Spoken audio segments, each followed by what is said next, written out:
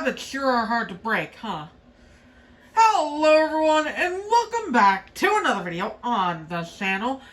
And it's been forever since I last uploaded, which is a shame. But in the meantime, Cars on the Road released, which gave us a ton of new diecasts to take a look at. And today we will be taking a look at one of the most recent releases from Cars on the Road, Doug Crankel. He's from the B-movie episode. You all know the episode, right? The one where McQueen is a horrible actor. Mater gets casted for the main roles. Hijinks ensue, and all of a sudden there's a drug-induced scene with Ivy and a bunch of zombies dancing around, and it really is one acid trip of an episode. But Doug here is a background zombie in it. And, you know, it's cool that we got a diecast of him so early, but there's also a negative side to that, and that's that Mattel was working off of concept art for him because he's actually green in the movie. Mattel made him gray because their artwork for him was gray. They did not have the finalized dark green color scheme for him, so his diecast is completely inaccurate to the animation. It is a shame, but I'm not going to blame Mattel for that blunder. That one is on Disney for failing to update Mattel in time. Anyway, on with the review. Doug is a fairly typical sedan kind of model from the 60s, if I had to guess. He reminds me a lot of a 1960s Mustang, especially this rear end here. The profile is very similar to a Mustang. Even the taillights look kind of Mustang-esque. It's not your typical Mustang taillights, of course, but it reminds me of a Mustang, like this little circle here does, specifically on the trunk.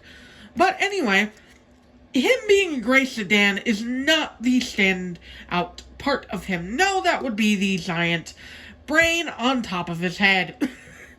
Yeah, he's got a giant green brain that has purple veins running all throughout it that look kind of like, it looks kind of like a salad, now that I'm looking at it, which is kind of funny. And on the side, it's a lighter green, too, so his brain is just made of salad. But anyway, the detailing on it is kind of gross, but it's cool that they put so much detail into it. They didn't have to, but it looks awesome. It's definitely the most standout part of him, because other than that, he's just your typical gray sedan with gray rims, a kind of metallic dark gray bumper, taillights, and a unique expression. He's got his teeth sticking out, and his teeth have been chipped, which is probably because he was gnawing on some car's roof or something, trying to get to their brains or whatever. You know, because cars would be kind of hard to get to their brains if their brains are in the cockpit here. But, whatever. So that's kind of all I have to really talk about this guy as a whole. But he does reuse a model that we have seen previously as a diecast. Todd Crash from the 2019 Thunder Hollow subset of the line. And, you know, these two look completely different. If I didn't take a close look at them, I would say they'd be two completely different models. Because Doug is pristine despite having, you know, a giant frickin' green brain on his head. Well, Todd is rusty and is like this yellow color. And, you know, there's a lot of highlights on Doug that, on Todd that don't translate well over to Doug because of the rust detailing highlighting them.